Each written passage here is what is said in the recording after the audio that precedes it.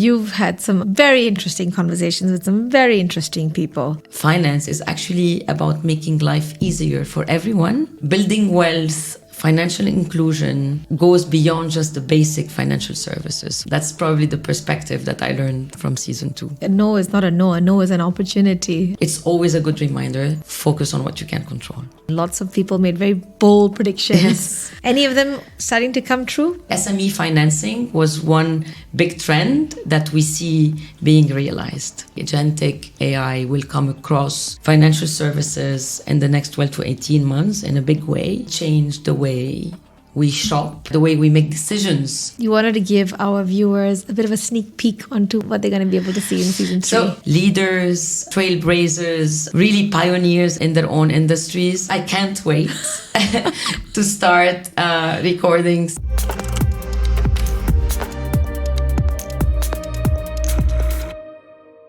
Hello, welcome to Access Tomorrow, where we talk about how innovation is shaping the world of commerce, payments, and business. And today we start off season 3, slightly different, where we will have Leila Serhan as our guest instead of our host. And we're going to be discussing the highlights of season 2 and delving into some of the best moments and also take a sneak peek into season 3. Hello, Leila. Hi, Jack. Welcome to Access Tomorrow. Thank you. As a guest this time. So, Leila, I would love to know, what was the most significant turning point in season 2 for you? I think it's hard to pinpoint something in particular, but I do remember my conversation with Shantok Nayan from TikTok. And he shared a very, very personal story and the way he navigated. So his daughter has a very rare genetic disorder. And he talks about her as someone who's really breaking the glass ceiling. And he for him, she taught him a lot from a leadership perspective in terms of how do you have a protagonist mindset, right? And he described that protagonist mindset as, controlling your own destinies and focusing on the things that you can control. But it's also given me probably a broader perspective that if someone like her can overcome her challenges and continue being a better version of herself, then why can't I? And it reminds me that, leadership is not always about strategy or growth. It's really about resilience. It's about empathy. And it's also about owning your narrative. And in the world that we navigate that is full of uncertainties, it's always a good reminder, focus on what you can control. That's very good. And so how do you think this perspective has shaped your approach to leadership and decision making? I think it pushed me in embracing challenges, and when I am faced with a tough decision, I would always ask myself, what would a protagonist do, right, in this situation? And here, again, I go back, focus on the things that you can control all the time. Wise lessons. So you've had some very interesting conversations with some very interesting people. And I'm sure you must have had a couple of conversations that you thought you could just go on and on with. Which one comes to mind? It's interesting because every time we finish recording or filming an episode, we would continue the conversation afterwards. And yes, with every guest, it would be we would be going on. And I wish that our viewers and listeners would be part of these follow-on conversations. But I remember fondly my conversation with Lamia bin Makhlouf, who's the general manager of Technopark in Morocco. Well, I remember it first because we did it in French and we catered for our North Africa viewers. It was interesting to shift your mind, your brain to another language. But what was also amazing about this discussion with Lamia is, one, how she built from the ground up an entire ecosystem of startups in Morocco, despite all of the challenges, despite the lack of regulation, specifically around fintechs at the time, despite that she's a woman, and she was really building with a lot of male entrepreneurs, but also encouraging a lot of the women entrepreneurs. Alors, je croyais, il y a quelques années, que seul le Maroc a cette contrainte de sous-représentativité des femmes dans l'entrepreneuriat. Mais quand j'ai visité d'autres pays plus développés, en fait, le problème est commun. And she also had some interesting lessons, personal lessons. At one point in time, she had to say no to her job so that she can continue her studies. And eventually, when she finished, she came back as the general manager. And that also reminded me of another discussion we had with another powerful woman, who's Noor Suede, who's the founder and managing partner of Global Ventures, who actually shared that behind every closed door that you face, there could be tremendous opportunities. And she shared a lot of the stories that she had throughout her careers where she faced many obstacles, but eventually it was always for the better. We're still 400 million people, half are under the age of 30. People want to build companies, and yet the right type of funding for that's not available. So I think that's where we fall short, is can we accelerate the growth of these founders and their aspirations and the companies they're building? And where is that capital? No, that's so true. I mean, like, you think a no is not a no is an opportunity. And Exactly. I think your examples were some great ones that we should take with us as well. I mean, you've spoken to leaders from so many different industries, you know, from cybersecurity, venture capital. What industry do you foresee having the biggest growth in 2025, and why do you think so? So I would say two in particular, embedded finance and open banking. And I do remember my conversation with Abdallah Al-Muayyid, who's the founder and CEO of Reboot.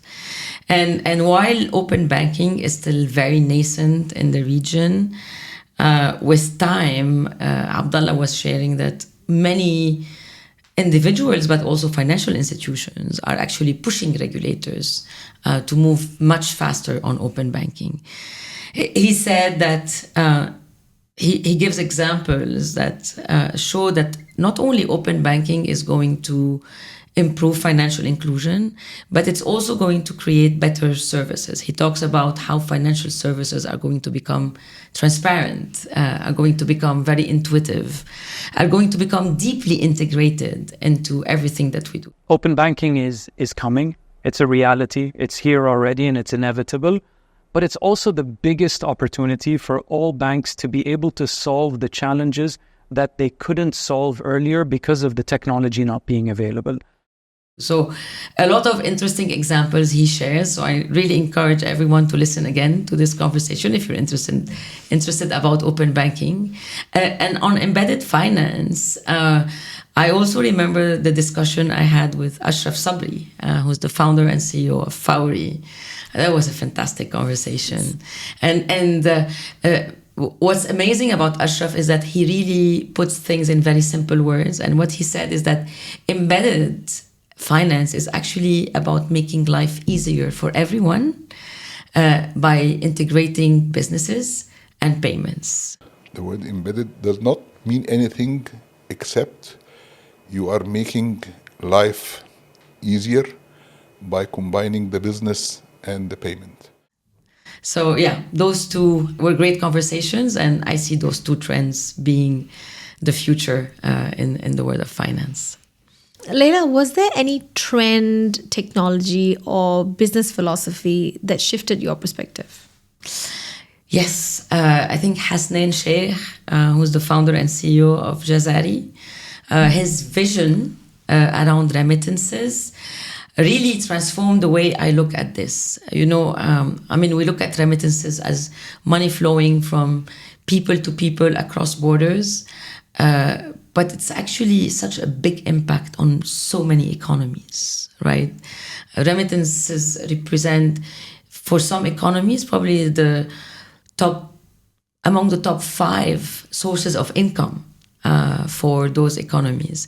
I realized as well that with remittances and the great vision that Jazari put in place and Hasnain put in place is how do you go beyond just the fact that people are sending money to each other, but also how do you build wealth for many of these individuals. So again, a great episode to listen to again. We are pioneering Remit Now, Pay Later in multiple markets. We are also pioneering Receive Now, Pay Later in Pakistan. So we are lending to both sides of the corridor, which could potentially enhance household income by 80%.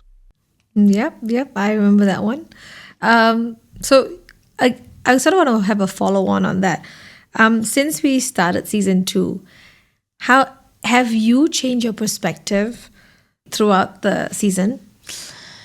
I think it was not necessarily changing perspective, but it was more around a confirmation of some of the beliefs that I had, or some of the things that I've learned from so many startups. I also want to recall my conversation with Munir Nakhla, who's the founder and CEO of M&T Halan. M&T Halan was the first unicorn in Egypt, right?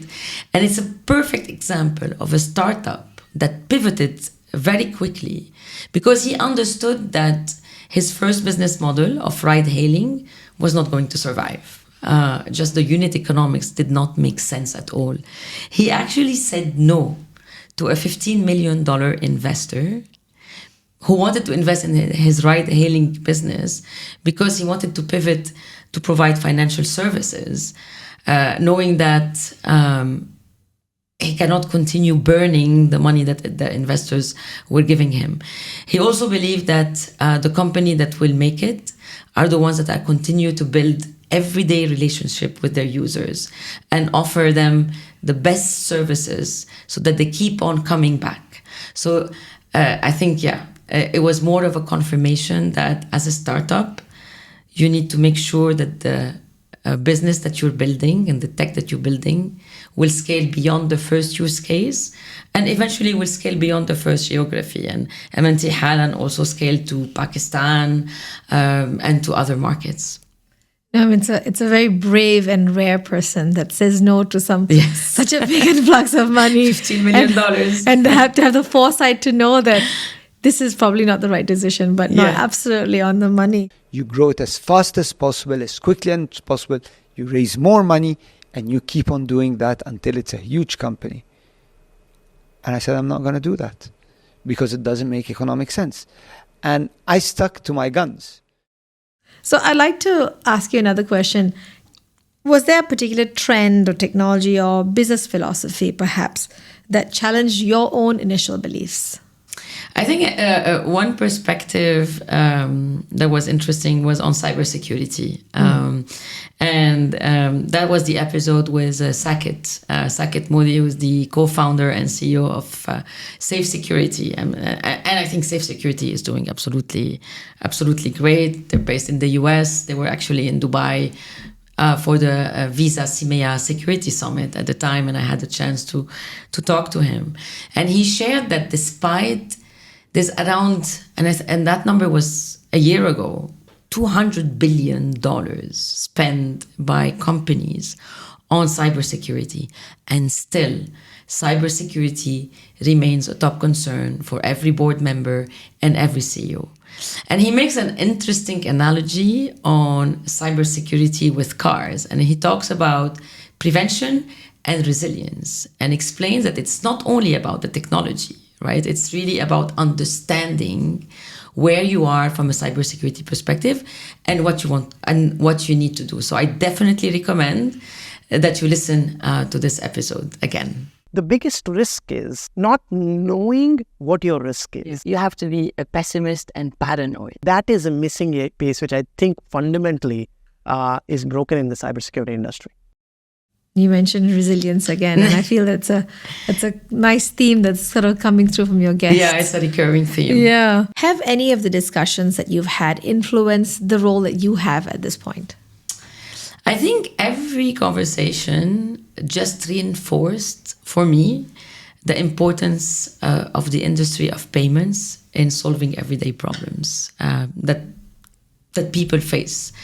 I mean, think of remittances. We talked about remittances. It's a multi-billion-dollar market across the globe, and it's extremely complex. And I go back to my conversation with Hasnain from Jazari. I mean, he wants to take remittance to the next level. He not only make it easier for people to send money through one app, because today the reality, people who want to send money to their families, it's extremely complex. They have to go through so many applications. They have to go through so many rails. What Hasnain wants to do is really simplify it, bring one app to these migrant workers, freelancers who want to send money back to their families, to their countries through one app, but also enabling more financial services through that very simple use case, right? Access to credit.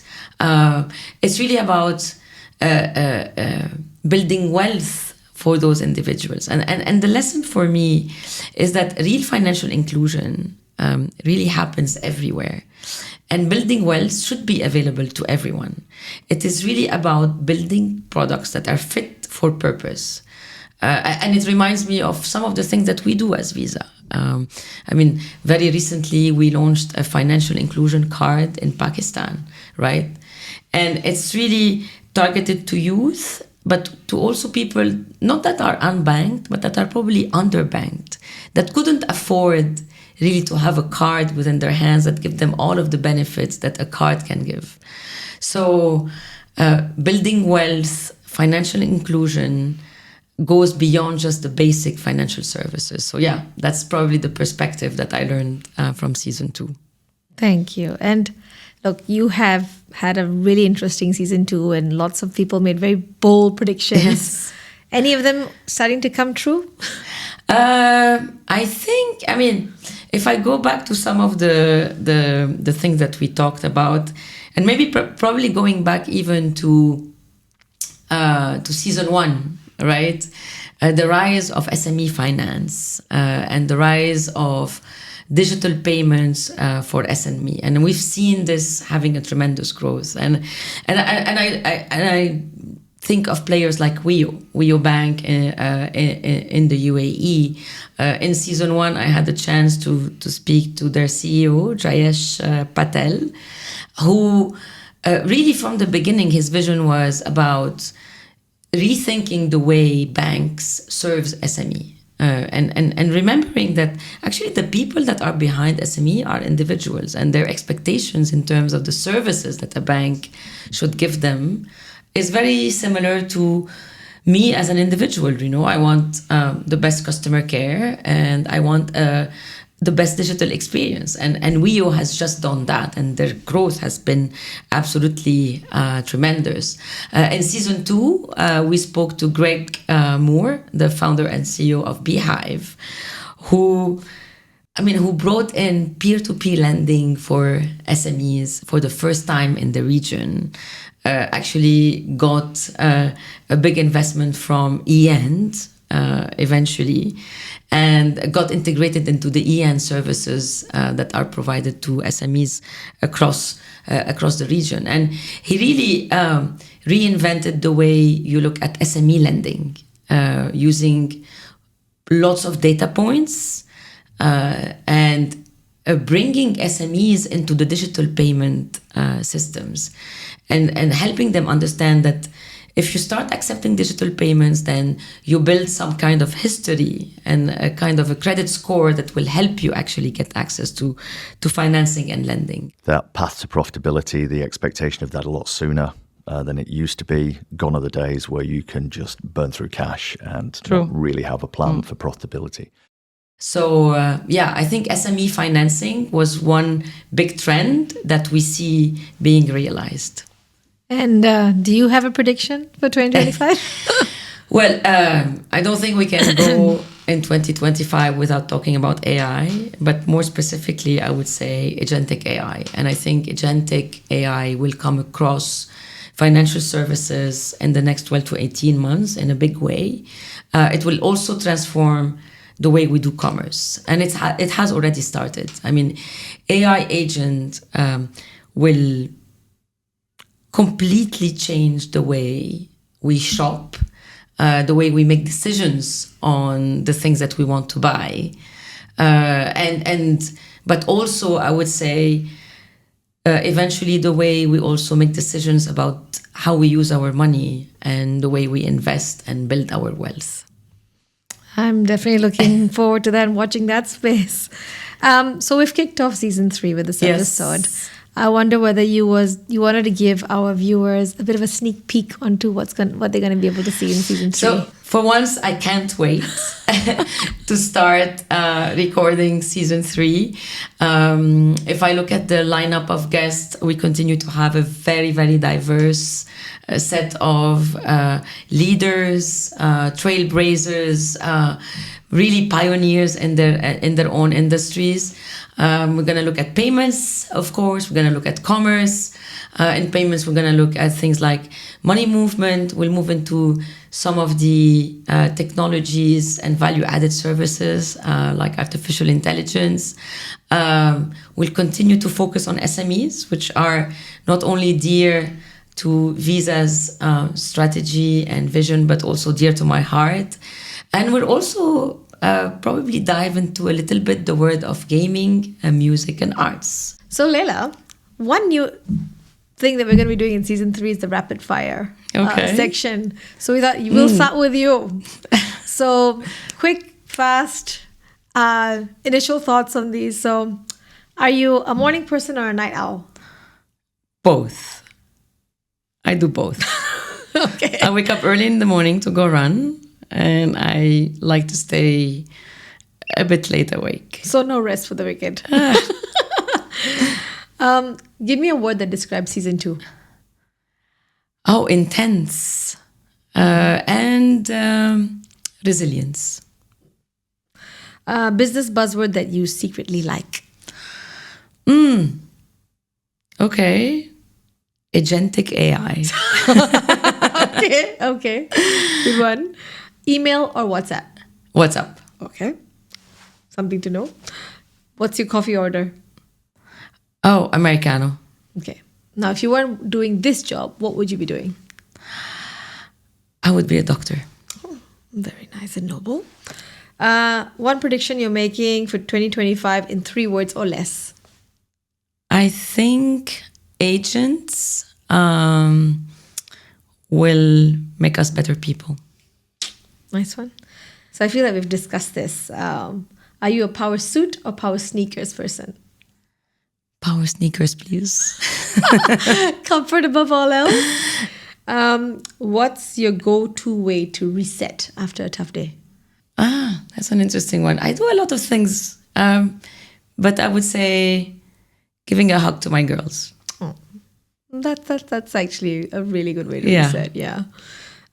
Most underrated innovation in the region right now? Interesting. Underrated innovation. Skiing in the desert.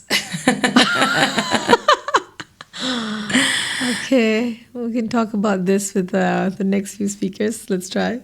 If you could swap roles with one of your guests from season 2, who would it be? Oh, nice. It's a difficult one. I would say probably Noor, because she sees so many of these new ideas. Yeah, Noor Swade.